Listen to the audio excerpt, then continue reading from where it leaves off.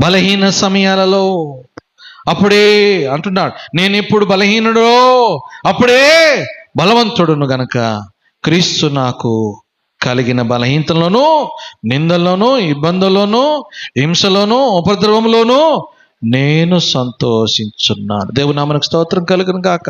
హల్లెలూయా. ఐదవది ఏం కలిగి ఉన్నాం? నన్ను బలపరచువాని అందు సమస్తమును చేయగలను.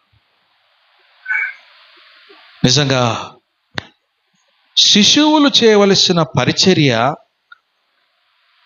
శిశువుల కంటే పౌలు పరిచర్య ఎక్కువ చేయగలిగినాడు, ఎక్కువగా చేయగలిగినాడు. ఎందుకంటే మొదటి విషయము, ఆయన సమస్తాన్ని పెంటతో ఎంచుకున్నాడండి. జాగ్రత్త ఉండండి.